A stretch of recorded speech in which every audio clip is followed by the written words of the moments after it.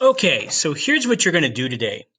There's an assignment after you've watched the videos about the corruption and you watch the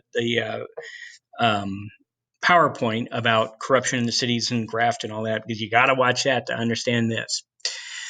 So you're going to look at two documents today that are addressing corruption in the cities. So there's two things you're going to open.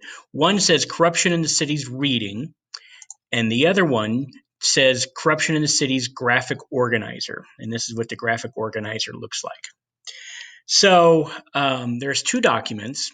One's by Lincoln Steffens. Lincoln Steffens was a progressive writer who wrote about a lot of the corruption and things that happened in American society at that time. He wrote a lot of magazine articles about child labor and prisons and religion and political machines. He's writing for the middle class audience. So these are people that have money. These are people that are fairly educated. And these are people who vote religiously, vote all the time. So these are people that have some political power. People pay attention to them because they vote and because they've got money and because they're educated. So Lincoln Steffens wrote a lot of stuff targeted at this audience, and he's wrote several magazine articles, which were becoming a new thing. Magazines were becoming a new type of media because more people had money, more people had time, more people had the education to read. So magazines were becoming more and more available. Again, mostly used, this type of media was mostly used by middle class. And he wrote about child labor in prisons, religion, things like that. So this is an excerpt from an article that he wrote about the corruption from these political machines and these political bosses in the cities. And it's called, from an article that he wrote called Shame of the Cities. It was published in 1904. And then there's an article, it's a speech that was given by this guy by the name of George Plunkett. And he was a political boss in New York City. He worked for Boss Tweed. So he's giving this speech called Honest Graft and Dishonest Graft. Remember, graft is like a bribe. So he's saying that there's times when bribes are okay and there's times when bribes are not okay. And he's responding to this Lincoln Steffens writing about the shame of the cities. So I want you to read these. As you read these, I want you to pay very, very, very close attention to the language that both of these men use. Because remember, your language changes based upon your audience. When I'm teaching other teachers how to teach history and social studies, what I present to them, how I talk to them, is very, very different than what I present and how I talk to you guys. Okay? Truth be known, I like talking to you guys more than I like talking to them. You know? But language changes. So pay attention to who Lincoln Steffens' audience is and the language that he uses, and pay especially close attention to George Plunkett and his audience and the language that he uses. Okay.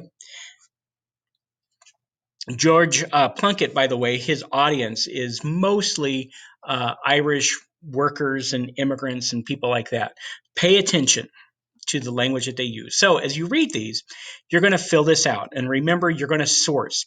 The first thing you do when you get a reading is you source it. Who, what, when, where, why. And that's all this is here, right? Who, what, when, where, why. For Lincoln Steffens. And same thing for George Plunkett. Okay.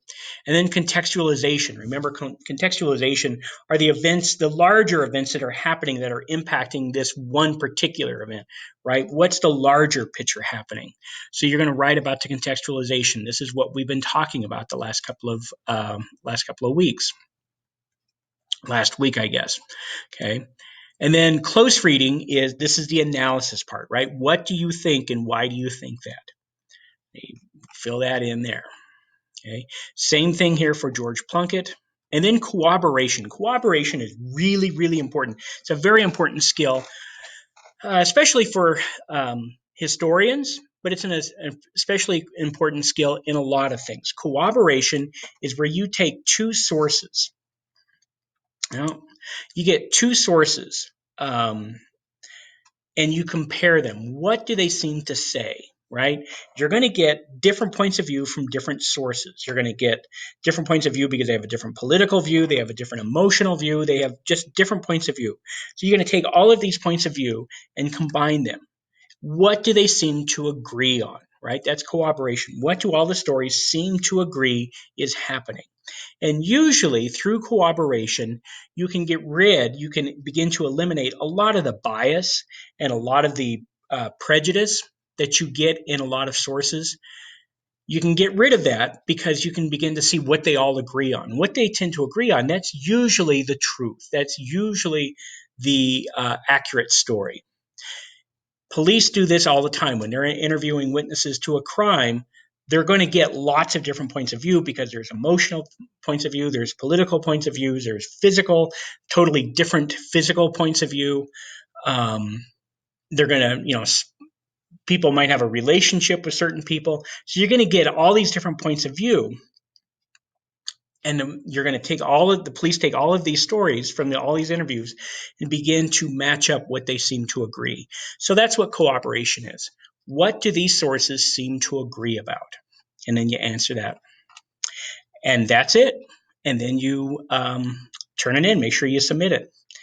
If you have any questions, you have any problems, you have any concerns, make sure you let me know. All right. Take care, Panther.